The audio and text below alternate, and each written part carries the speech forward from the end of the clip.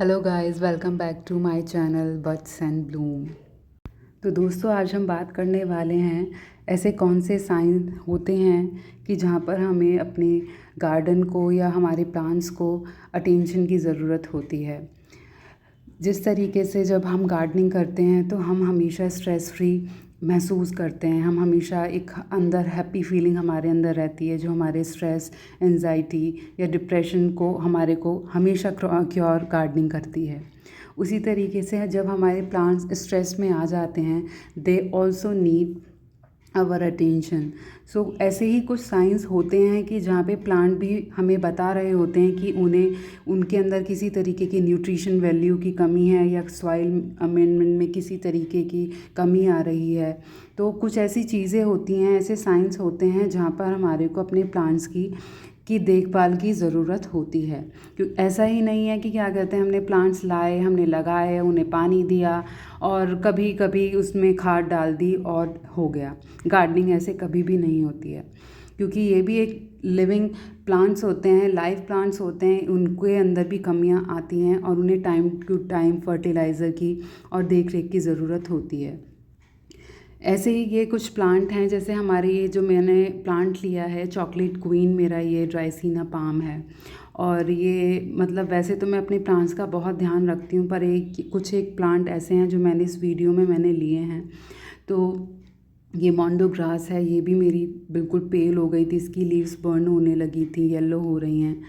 तो जब आप जब भी गार्डनिंग करते हैं, बिगनर्स हैं, आपने शुरुआत गार्डनिंग की करी है और आप नहीं जानते कि हमारे प्लांट्स में ऐसी कमी ये क्यों होने लगी है, क्या है, तो इनका मेन रीज़न यही होता है, या तो आपने जो सॉइल में आपने लगाया हुआ है वो सॉइल अच्छी नहीं है। ये मैंने नर्सरी से मैंने बाय किया था प्लांट काफ़ी टाइम पहले, मेरे को उसको रिपोर्ट करने का टाइम नहीं मिला था, इसे काफ़ी टाइम लंबा हो चुका। अब इसकी नहीं तो सॉइल में किसी तरीके का कोई न्यूट्रिशन ऐड था, और ऐसी ही मेरी जो मोंडो ग्रास है, इसका के अंदर भी इसकी लीव्स भी धीरे धीरे से येलोइंग ब्राउन होने लगी थी और उनकी जो रूट्स थी वो भी ड्राई होने लगी थी।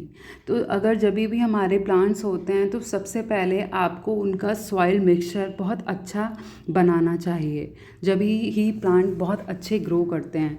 ये ज़रूरी नहीं कि हर प्लांट एक सी सॉइल में लगने के लिए होता है, हर प्लांट की अलग अलग रिक्वायरमेंट रहती है। तो यहाँ पे जो मेरा ये चॉकलेट क्वीन प्लांट है, ड्राइसिना का प्लांट है, तो यहाँ पे इसके लिए आपके लिए मैंने सॉइल मिक्सचर यहीं पे बनाया है। वैसे मेरे पास बना हुआ भी है, पर मैं यहाँ पे वीडियो में बना रही हूँ।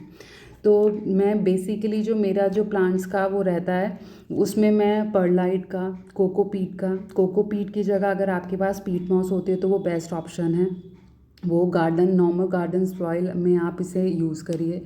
यहाँ पे बस जो एक मैंने एक्स्ट्रा में चीज़ ली है वो है कोकोनट हस्क चिप्स जो मैंने लिए हैं। तो ये इनमें मॉइस्चर बहुत अच्छा होल्ड रहता है, और जो न्यूट्रिशन ऐड करते हैं तो कोको हस्क चिप्स जो होते हैं वो अपने अंदर एब्जॉर्ब कर लेते हैं। तो टाइमली धीरे धीरे उसमें जैसे जैसे प्लांट को नीड होती है तो इसमें से वो रिलीज़ होते रहते हैं। और जो हमारा सिंपल एक सॉइल में हम हमेशा एक फर्टिलाइज़र ऑर्गेनिक हम ऐड करते हैं, तो हम वहाँ पे वर्मी कंपोस्ट करते हैं। तो जैसे कि मैंने बताया कि अभी मेरे जो प्लांट थे उनमें जो सॉइल थी वो बहुत ज़्यादा, जो लीफ थी प्लांट की वो येलो होने लगी थी। तो यहाँ पे हम बहुत सारे कुछ फर्टिलाइज़र हैं जो मैं यहाँ पे आपको के साथ शेयर करूँगी कि मैं कौन कौन से यूज़ करती हूँ। जिनमें से फ़र्स्ट मैंने यहाँ पे जो चूज़ किया है वो है एप्सम सॉल्ट। एप्सम सॉल्ट जो होता है ये प्लांट्स के लिए बहुत ही ज़्यादा अच्छा होता है, और ये प्लांट की ओवरऑल जो ग्रोथ होती है उसके लिए भी बहुत अच्छा होता है कि आप इसे सॉइल में मिक्स कर सकते हैं, और ये इसका आप एज अ स्प्रे भी यूज़ कर सकते हैं। आप 1 टेबल स्पून को 1 गैलन, मतलब जैसे हमारे 3 से 4 लीटर का जो पानी वाटरिंग कैन होती है आप उसमें डाइल्यूट कर सकते हैं और फिर स्प्रे कर सकते हैं और प्लांट को दे सकते हैं। उसी तरीके से ये लिक्विड फर्टिलाइज़र यहाँ पे मैंने ऑर्गेनिक लिया है, जिसके अंदर फॉस्फोरस, कैल्शियम, जिंक, आयरन, बहुत सारी चीज़ों का इसके अंदर मिक्सचर है। तो ऐसे मार्केट में बहुत सारे लिक्विड फर्टिलाइज़र हैं, ग्रैनुल्स वाले फर्टिलाइज़र्स हैं, जिसमें से यहाँ पे जो ये फर्टिलाइज़र मैं दिखा रही हूँ आपको, ये सीवीड फर्टिलाइज़र है और ह्यूमिक एसिड है। तो सीवीड फर्टिलाइज़र भी ग्रैन्यूल्स होता है। ये हमारे को सी से में जो समुद्र के अंदर जो वीड्स पाई जाती हैं उनमें काफ़ी अच्छे न्यूट्रिएंट्स होते हैं, तो ये उनसे मिलकर बना होता है। और ये ह्यूमिक एसिड है, जो ह्यूमिक एसिड जो प्लांट के लिए इतना बेस्ट होता है कि आप इसका पिंच लेकर 1 लीटर पानी में आप इसे डाइल्यूट कर लीजिए। इसकी कुछ ऐसी लो क्वालिटी की भी वो आती हैं, पर यहाँ पे मेरे पास जो ये ह्यूमिक एसिड है ये बिल्कुल प्योर ओरिजिनल है। जब मैं इसे यूज़ करूँगी तो मैं आपको दिखाऊंगी कि इसकी क्या पहचान होती है। तो सीवीड और जो ह्यूमिक एसिड होते हैं ये दोनों सिमिलर देखने में लगते हैं, लेकिन जो सीवीड होता है उसमें शाइनिंग कम होती है और जो ह्यूमिक एसिड होता है इसमें स्पार्कल ब्लैक बहुत ज़्यादा ब्राइट होते हैं। तो ये सारी ही जो मैंने फर्टिलाइज़र आपके साथ शेयर करे हैं, ये यहाँ पे डीएपी है जो हमारा डायमोनियम फॉस्फेट होता है। ये भी प्लांट की रूट सिस्टम को बहुत स्ट्रॉन्ग बनाता है और प्लांट की ग्रोथ को बहुत बेटर बना देता है। तो ये डीएपी मोस्टली अगर जैसे आप नर्सरी से प्लांट परचेज़ करते हैं, आप वहाँ पे देखेंगे तो उनसे पूछेंगे भी नर्सरी में, तो वो डीएपी का ही मोस्टली यूज़ करते हैं प्लांट को जल्दी, जिससे उनकी रूट और उनकी ग्रोथ बहुत अच्छी बने, जिससे प्लांट बुशी बनता है। तो ये कुछ ऐसे ही मैंने फर्टिलाइज़र जो मैं यूज़ करती हूँ वो मैंने आपके साथ शेयर करे हैं। तो जब भी आपके जो प्लांट्स होते हैं और उनकी आप ये देख रहे हैं कि उनकी किसी तरीके की उनकी लीफ येलो हो रही हैं और उनमें नई रूट्स नहीं निकल रही हैं, या आप देखेंगे कि प्लांट पेल होने लगा है, उसकी नई ग्रोथ नहीं आ रही है, ब्राउन होने लगी हैं लीफ, या जड़ें गलने लगी हैं। जड़ें गलने का भी एक मेन रीज़न होता है कि या तो आप प्लांट को में पानी ज़्यादा दे रहे हैं या फिर प्लांट को पानी कम दे रहे हैं, उससे उनकी जो प्लांट की जो लीफ होती हैं वो बिल्कुल डाउन होने लगती हैं। तो हमेशा इन सब चीज़ों का ध्यान रखना चाहिए। यहाँ पे जो अभी मैंने प्लांटिंग ये रिपोर्टिंग करी है, तो इसमें ये मैंने 2 जो हमारे फंगीसाइड होते हैं वो दिखाया है जो मार्केट में अवेलेबल होता है, और दूसरा जो हमारे पास हल्दी होती है। ये मेरी यहाँ पे मैंने ह्यूमिक एसिड देखा है कि जो बिल्कुल जो प्योर होता है वो इस तरीके से डाइल्यूट जल्दी हो जाता है। मैंने ह्यूमिक एसिड लिया था और उसको 1 लीटर के में मैंने इसको डाइल्यूट किया था। तो ये इस तरीके के जब भी आपको time to time within a month आप ट्वाइस अ मंथ भी यूज़ कर सकते हैं। पर ये नहीं होता कि जैसे मैंने जितने सारे फर्टिलाइज़र आपको दिखाया आप उन सभी फर्टिलाइज़र को एक साथ ही यूज़ कर लें। एक साथ कभी यूज़ नहीं करना होता। अगर आप अलग अलग तरीके के यूज़ करना चाहते हैं तो उनके बीच में हमेशा गैप रखना चाहिए। ये यहाँ पे मैंने ऑर्गेनिक लिक्विड फर्टिलाइज़र लिया है, तो अलग अलग प्लांट में मैं अलग अलग ये आपको डाल के दिखा रही हूँ।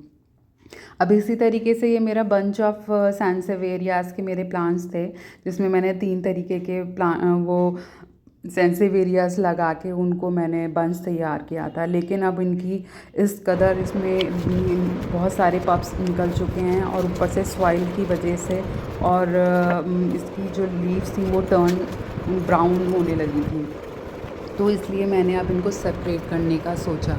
और मैं अब इनकी सॉइल को भी चेंज करके उसमें ये अभी तो मैं सेपरेट करके और फिर उसके बाद में सॉइल एक अच्छा मिक्सचर बना के मैं इसको फिर से लगाऊंगी। क्योंकि इनकी जो अब ये रीज़न क्या है, अब जैसे आपके पास काफ़ी सारे प्लांट होते हैं, यही साइंस होते हैं कि जब इनकी लीफ बर्न होने लगती हैं।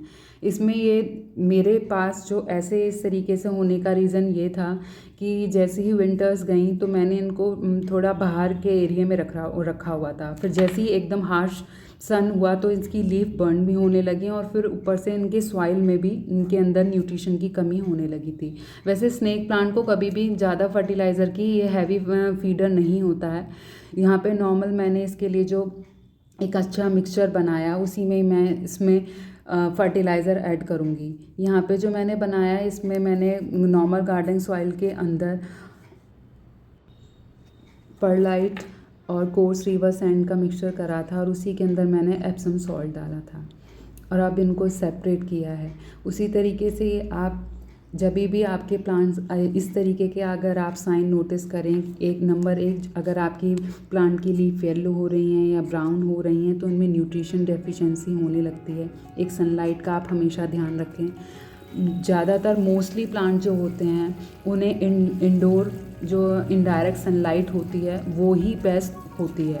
डायरेक्ट हार्श सन वाले तो बहुत ही कम प्लांट ऐसे होते हैं कि जो बिल्कुल हैवी सनलाइट में आप जब डायरेक्ट लाइट होती है उसमें कोई सर्वाइव करे, उसमें लीफ बर्न होने का खतरा हर प्लांट को होता ही होता है। आपको बस इतना ही ध्यान रखना है। ये बिगनर्स के लिए मैं ज़्यादा कहूँगी कि जो नए नए प्लांट जिन्होंने लगाने शुरू करे हैं, जिन्हें गार्डनिंग के बारे में ज़्यादा पता नहीं है, तो आप एक तो पानी का हमेशा ध्यान रखें। पानी टाइम टू टाइम जब ही दें जब सॉइल 1 to 2 इंच ड्राई होने लगती है, आप तभी वाटरिंग करें। और फर्टिलाइज़र का हमेशा 1 से 2 महीने का गैप हमेशा फर्टिलाइज़र का आप ध्यान रखें, उसी बीच में दें। आपको ये जानकारी कैसी लगी बताइएगा ज़रूर। Thanks for watching guys, bye bye.